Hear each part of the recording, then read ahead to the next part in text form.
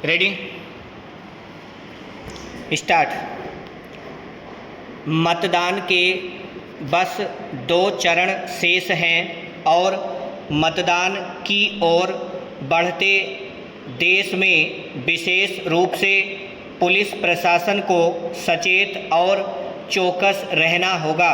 यह बहुत दुखद और शर्मनाक है कि बिहार के छपरा शहर में मतदान में कथित अनियमितता को लेकर भाजपा व राजद के कार्यकर्ताओं के बीच हिंसा में एक की मौत हो गई और 2 गंभीर रूप से घायल हो गए।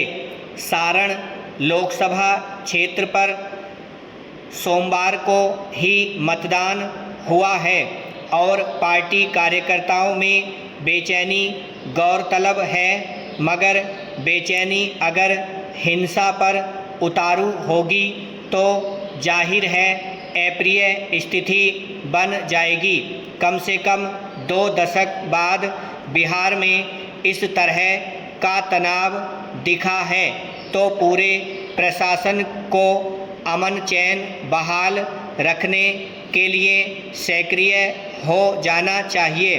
जब टक्कर कांटे की होती है तब एक एक वोट के लिए संघर्षपूर्ण स्थिति बन जाती है।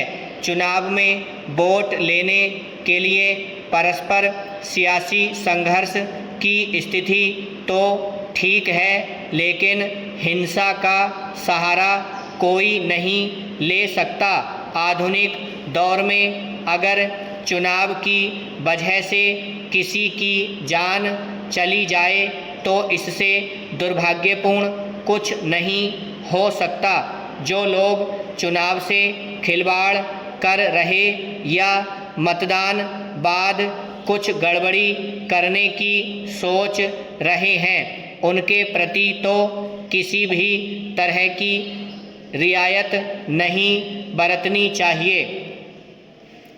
एक समय था जब देश में चुनाव होते थे, तब कहीं कहीं ताकत का खेल खूब होता था, लेकिन अब लोकतांत्रिक फैसलों में ताकत के इस्तेमाल के लिए कोई जगह नहीं है। सारण में प्रशासन ने 2 दिन के लिए इंटरनेट सेवाओं को भी निलंबित कर दिया है।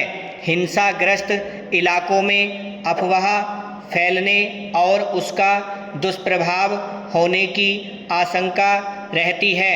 अतः आदतन हिंसा करने वालों या हिंसा के लिए जिम्मेदार किसी भी उग्र व्यक्ति पर अंकुश जरूरी है। जो कार्यकर्ता हिंसा के जरिए अपनी निष्ठा का प्रदर्शन करना चाहते हैं, उन पर निश्चित ही लगाम लगनी चाहिए।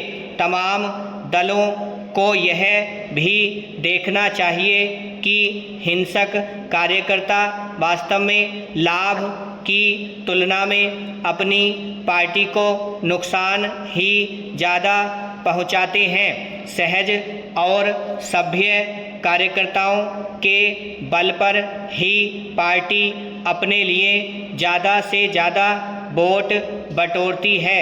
ध्यान दीजिए, पश्चिम बंगाल में लगभग हर चरण में पार्टी कार्यकर्ताओं या समर्थकों के बीच झड़प हो रही है। बंगाल की सियासत के साथ हिंसा का पहलू जुड़ा हुआ है, लेकिन बिहार ने तो बड़ी मुश्किल से इस स्याह पहलू से अपना दामन छुड़ाया है। फिर चुनावी हिंसा की ओर लौटने और गुंजाइश नहीं छोड़नी चाहिए। वैसे चुनाव का तनाव एकाधिक राज्यों में साफ दिखने लगा है। परिणामों का बेसब्री से इंतजार है, लेकिन सब्र और निगरानी की सबसे ज़्यादा ज़रूरत है। समाजवादी पार्टी के नेता अखिलेश यादव की सभाओं में भगदड़ की स्थिति भी चिंता बढ़ाती है। पुलिस व प्रशासन को विशेष रूप से एहतियाती कदम उठाने चाहिए। सभाओं में भगदड़ का आखिर क्या मकसद है? क्या पार्टी की सभाओं में इतनी भीड़ जुटने लगी है कि स्वाभाविक ही भगदड़ की स्थिति बन जा रही है? ऐसे में प्रशासन को सावधान हो जाना चाहिए। उतनी ही भीड़ जुटनी चाहिए जितनी संभल में आ सके। भीड़ पर लाठी बरसाने का फैसला तो और भी विचारणीय है। भीड़ के बीच असामाजिक तत्वों की पहचान कर उन पर शिकंजा कसना ज़्यादा सभ्य व न्यायपूर्ण कदम है। नेताओं को भी हिंसा के प्रति सचेत रहना चाहिए, क्योंकि अमन चैन के लिए वे भी पुलिस व प्रशासन के समान ही जिम्मेदार हैं। ब्राह्मण।